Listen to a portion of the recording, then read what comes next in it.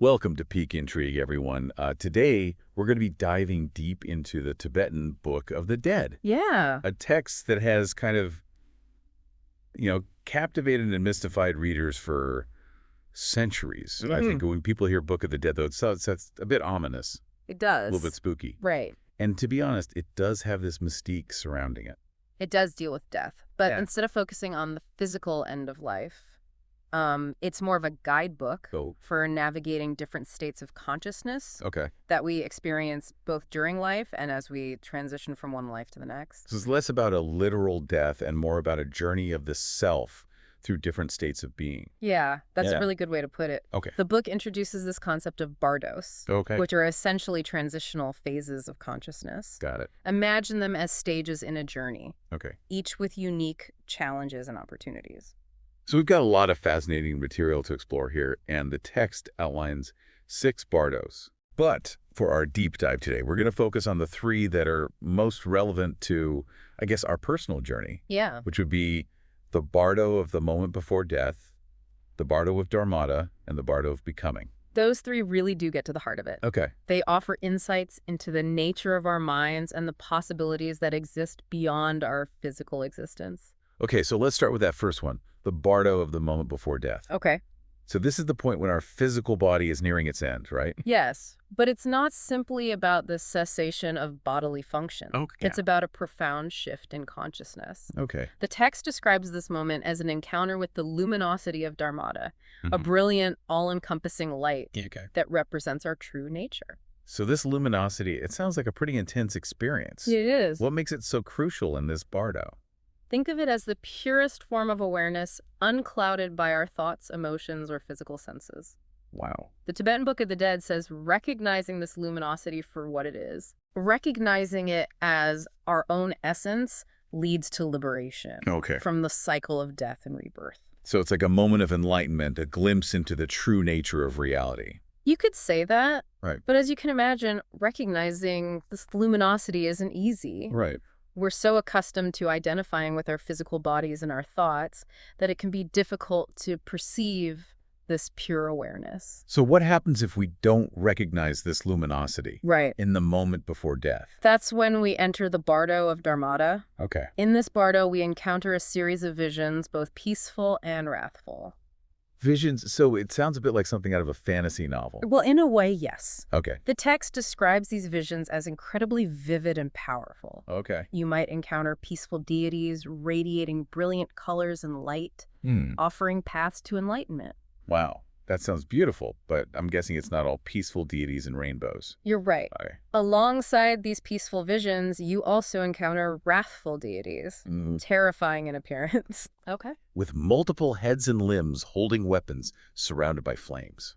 Now it's starting to sound a little more like a Book of the Dead. Yeah. But if I'm understanding correctly, the key here is that these visions, both peaceful and wrathful, aren't external beings. That's right. They're projections of our own minds. Exactly. The Tibetan Book of the Dead emphasizes that these visions, both peaceful and wrathful, Okay. aren't external entities or deities. Okay.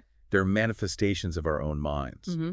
our own karmic traces, our own energy. So even in the afterlife, we're essentially facing our own inner demons and angels. That's a great way to put it. Okay. The challenge in this bardo is to recognize these visions for what they are. Okay. Projections of our own minds empty of inherent existence. Mm-hmm. If we can do that, we can still achieve liberation. But let's say we don't get it. Right. We don't recognize the luminosity and we get caught up in the drama of these visions. Right. What happens then? Then we move into the third bardo we'll be exploring, Yeah. the bardo of becoming, And this is where the possibility of rebirth comes in. rebirth. Okay, now we're getting into the heart of what makes the Tibetan Book of the Dead so intriguing. Yeah. So this bardo is all about the process of transitioning from one life to the next. Yes. It's where the seeds of our future existence are sown, so to speak. right. And this is where those 6 realms of existence come into play, right? Exactly. We've got some information here about those realms. There's the hell realm, a place of intense suffering. A realm driven by aggression, hatred, and anger. Okay. Imagine a state of being where those emotions are amplified and inescapable. Then there's the realm of hungry ghosts, constantly craving, never satisfied. Driven by insatiable hunger and desire, Mhm. it's a realm of perpetual longing and frustration. Then we also have the animal realm, where beings are ruled by instinct and ignorance. A realm of limited awareness driven by basic survival instincts. Okay, then there's the human realm, which we're all familiar with. Right. A mix of joy and suffering, attachment, and the pursuit of fleeting pleasures. A realm of both great potential and great challenges. Okay. It's where we have the opportunity to learn, grow, and evolve, but it's also where we can easily get caught up in delusion and suffering. Right. And then there's the realm of jealous gods constantly battling and fighting. Driven by envy, resentment, and a thirst for power, they're Mhm. trapped in a cycle of conflict and dissatisfaction. And lastly, we have the realm of the gods, which sounds quite blissful, at least on the surface. It's a realm of pleasure, beauty, and bliss. Okay. But even the gods are still subject to impermanence. Oh. Their happiness is fleeting, and eventually they too must face the cycle of rebirth. Wow. Okay. It's a lot to take in. So, according to the Tibetan Book of the Dead, our actions in this life, our karma, determine which realm we're drawn to Yes. in this Bardo of Becoming. Our karma acts as a kind of magnetic force, Okay. drawing us toward experiences that resonate with our past actions and habitual patterns. They're, in a way, we're carrying the weight of our past lives, our unresolved issues, our unfulfilled desires into this Bardo. That's a good way to think about it. Okay. And this is where the instructions for choosing a favorable rebirth come into play. Okay. The text recognizes that while we may not be able to completely erase our karmic baggage, Right. we can influence its impact on our future. It's like we're given a set of tools to navigate this unfamiliar terrain, Yeah. to steer ourselves towards a more positive outcome. Exactly. And those tools include visualizations, mantras, meditations, and even specific actions that we can take to create positive karmic momentum, even in the Bardo. And before we delve deeper into the practical side of things, for anyone out there who's finding this deep dive as intriguing as we are, Yeah. we have some resources for you down below. Yes, definitely check those out. There you'll find links to books, courses, and even a dedicated course on the Tibetan Book of the Dead if you're ready to really immerse yourself. It's a fascinating subject, and there's so much to explore. Yeah, we've only just scratched the surface here. Absolutely. So as we wrap up this first part of our deep dive, keep in mind that the Tibetan Book of the Dead isn't simply a morbid fascination with death. It's a guide for understanding the journey of our consciousness, both in this life and beyond, and the insights it offers can be incredibly relevant to our lives right now. It's about recognizing the nature of our minds, understanding the forces that shape our experiences, Right. and making choices that lead toward greater awareness and freedom. We'll be back soon with part 2 of our deep dive, where we'll explore these concepts in even more detail Sounds good. and uncover the practical wisdom that the Tibetan Book of the Dead has to offer. Until then, keep exploring, keep questioning, Yes. and keep that peak intrigue burning bright. Absolutely. Welcome back to our exploration of the Tibetan Book of the Dead. Yeah. In the last part, we were talking about the 6 realms of existence that you might be reborn into based on your karma. These realms, from the fiery depths of the hell realm to the blissful heights of the god realm, really paint a vivid picture of the possibilities that await us after death. Yeah. But as we mentioned, rebirth isn't simply a roll of the cosmic dice. It's a process that's deeply intertwined with our actions, our thoughts, the state of our minds. It's a concept that can feel both daunting and empowering at the same time. It is. Daunting because it highlights the weight of our choices. Yeah, But empowering because it suggests that we have some agency in shaping our destiny. precisely. And the Tibetan Book of the Dead doesn't just leave us with this sense of karmic determinism. Okay. It offers practical guidance on how to navigate this bardo of becoming, how to influence the course of our rebirth. We were talking earlier about choosing a favorable rebirth and closing the womb entrance. Can you elaborate on how those concepts work within the framework of the Bardo? Sure. Imagine yourself as a bardo, being a consciousness untethered from the physical body, existing in this in-between state. Okay. The Tibetan Book of the Dead describes this state as highly impressionable.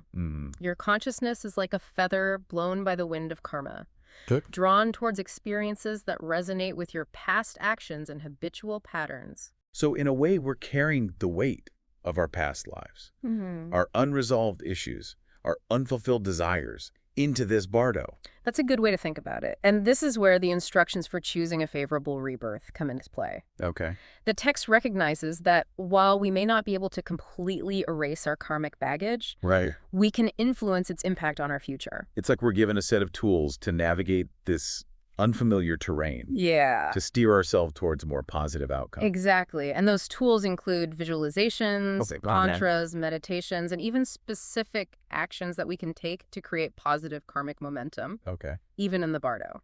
So let's say I find myself in this Bardo state. Right.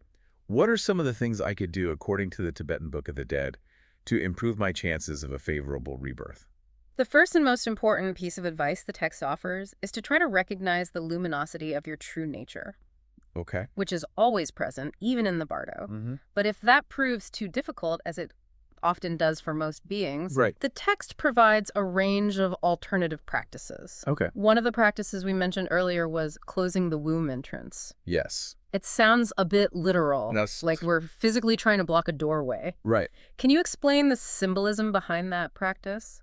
It's a powerful metaphor, and like many things in the Tibetan Book of the Dead, it operates on multiple levels. Okay. On a symbolic level, the womb represents a return to the cycle of birth and death, a return to suffering. Okay. Closing the womb entrance symbolizes a refusal to be drawn back into those cycles, Okay. a desire to break free from the limitations of conditioned existence. So it's about creating a mental barrier, a refusal to be pulled back into those patterns that lead to suffering. Exactly, and the text offers several techniques for closing the womb entrance. Okay. These techniques often involve visualizing protective deities or powerful energies, Okay. creating a kind of psychic shield around yourself. It's almost like building a fortress of positive energy to deflect the negative forces. That might pull us towards unfavorable rebirths. That's a great analogy. The key is to engage in these visualizations with clarity and intensity, Okay. to imbue them with the power of your intention. So it's not just about passively imagining these things. Right. It's about actively shaping our reality through the power of our minds. Precisely. And the Tibetan Book of the Dead emphasizes that the mind is incredibly powerful, even in the Bardo. Okay. The thoughts and emotions we cling to, Mm. the fears we harbor, the aspirations we cultivate, Right. all play a role in shaping our experience. It reminds me of the saying, wherever you go, there you are. Mm. We carry our mental and emotional baggage with us, Right. even into the afterlife. That's a very apt observation, and the text goes on to describe how the Bardo being often experiences a flood of thoughts and emotions. Good. Memories from past lives, anticipations of future ones. Right. This can be overwhelming, disorienting, even terrifying. I can only imagine what it would be like to have all those memories and emotions surfacing at once without the familiar anchor of a physical body. It's a state of heightened sensitivity, and the text warns against getting swept away by these thoughts and emotions. Okay. It cautions that clinging to them will only strengthen our karmic ties and lead us toward rebirths that perpetuate those same patterns of suffering. So even in the Bardo, it's crucial to cultivate a sense of mindfulness, Yes. to observe those thoughts and emotions without getting lost in them. Yes, and the text provides specific techniques for calming the mind, Okay. for recognizing the illusory nature of these thoughts and emotions, Mhm. and for cultivating a state of clarity and equanimity. It sounds like the Bardo is the ultimate test of our mindfulness practice. It's where the rubber meets the road, so to speak. That's a great way to put it, and this is where the guidance of a spiritual teacher, Okay. someone who has navigated these terrains before, can be invaluable. Because they can offer support and direction amidst the chaos and confusion of the Bardo? Yes. Traditionally, the Tibetan Book of the Dead was read aloud to the deceased by a lama or spiritual teacher who would guide the Bardo being through these various stages Okay. and help them recognize the true nature of their mind. Right. The lama would also perform specific rituals and prayers to assist the deceased in their journey through the Bardo. It's like having a spiritual guide, a beacon of light in the darkness of the unknown. It's a profound practice steeped in centuries of wisdom and compassion. Wow. And while not everyone will have the opportunity to have a lama by their side as they transition, Right. the teachings within the Tibetan Book of the Dead can still offer guidance and support Right. for anyone who wishes to prepare for this inevitable journey. It's a reminder that death is not the end. It's a transition, a continuation of the journey of consciousness. And how we navigate that transition depends in part on the choices we make Yeah. and the practices we cultivate in this life. Precisely. The Tibetan Book of the Dead offers a unique and powerful perspective on the nature of life, death, and the possibilities that lie beyond. Right. And while it may be rooted in a specific cultural and spiritual tradition, Yeah. its insights resonate far beyond those boundaries. It's a testament to the enduring power of wisdom traditions to offer guidance and solace in the face of life's greatest mysteries. Indeed, the Tibetan Book of the Dead is a treasure trove of wisdom waiting to be explored. And while it may seem like a complex and even daunting subject, Right. it ultimately offers a message of hope and liberation, Okay. reminding us that even in the face of death, transformation is always possible. So we've spent the last 2 parts of our deep dive exploring some pretty profound concepts from the Tibetan Book of the Dead. Yeah, we have. We've talked about bardos, those transitional states of consciousness, Right. and the 6 realms of existence, each reflecting different aspects of our karmic journey. It's a lot to take in. It is a lot to take in, but it's fascinating to me how this ancient wisdom, which originated centuries ago in a completely different cultural context, how it connects to our modern understanding of consciousness. You know, I was thinking about that too. It seems like there's some intriguing parallels Yeah. between the teachings of the Tibetan Book of the Dead and what modern psychology and neuroscience are discovering about the nature of the mind. It's like the Tibetan Book of the Dead was ahead of its time in understanding the plasticity of the mind, the way our thoughts and emotions shape our perceptions and experiences. Precisely, take the Bardo of dreams, for example. Okay. The text describes it as a state where the ordinary rules of reality dissolve and our subconscious mind takes over. Okay. Our deepest fears, desires, and unresolved issues can surface in symbolic and often bewildering ways. Which sounds remarkably similar to how modern dream research describes REM sleep. Right. The brain is highly active, yet our conscious control is relaxed, allowing for a surge of imagery and emotions from our subconscious. It's a fascinating connection, isn't it? It is. And what's even more intriguing is that the Tibetan Book of the Dead emphasizes the importance of becoming lucid in the dream state, of recognizing that we're dreaming while we're in the dream. Which is essentially what lucid dreaming techniques are all about. Right. By becoming aware that we're dreaming, we gain a certain degree of control over the dream environment, allowing us to explore our subconscious with greater clarity and intention. It's a perfect example of how ancient practices and modern science are converging, offering complementary perspectives on the nature of consciousness. And it makes you wonder, what other insights might we glean from the Tibetan Book of the Dead if we approach it with an open mind and a willingness to see beyond the cultural and historical context? Another interesting connection is the idea of karmic traces shaping our experiences, a concept we touched on earlier. The text describes how our past actions create a kind of momentum that influences our present and future, even extending into the Bardo states. Like how our past experiences, both positive and negative, leave a kind of imprint on our consciousness. Exactly. Influencing our thoughts, emotions, and behaviors. And neuroscience is starting to understand how experiences literally leave physical imprints on our brains. Wow. Shaping our neural pathways and creating patterns of behavior. So in a way, our karma is becoming embedded in our physical being, influencing not just our mental and emotional states, but also our physical health and well-being. That's a fascinating area of exploration. It is. And it shows how ancient wisdom traditions like Tibetan Buddhism often foreshadowed scientific discoveries, offering insights that are now being validated through empirical research. It's like science is catching up to what these spiritual traditions have known for centuries. And this, I think, speaks to the enduring value of exploring these ancient texts, even if we approach them from a secular or scientific perspective. Absolutely. They offer a wealth of psychological and spiritual insights that are still relevant today, providing a roadmap for understanding the human mind, navigating the challenges of life and death, and ultimately realizing our full potential. And as we wrap up our deep dive into the Tibetan Book of the Dead, I think that's the most important takeaway for our Peak Intrigue listeners. Yeah. This text isn't just a morbid fascination with death. Right. It's an invitation to live more consciously and intentionally. To wake up to the preciousness of this life. Yeah. To recognize the power of our minds and to make choices that align with our deepest values and aspirations. The Tibetan Book of the Dead reminds us that every moment is an opportunity for transformation, for liberation from suffering, and for realizing our true nature, that luminosity that shines within each of us. It's a journey we can all embark on regardless of our beliefs or backgrounds. And as we explore these profound questions, we may find that the wisdom of the ancients has much to teach us about living a more meaningful and fulfilling life. And remember, for those of you who are eager to delve even deeper into this fascinating subject, we have links to resources down below. Don't forget to check those out. Including books, courses, and even a dedicated course on the Tibetan Book of the Dead. So keep exploring, keep asking questions, and keep that Peak Intrigue burning bright. Until next time, may your journey be filled with wisdom, compassion, and the courage to face the unknown.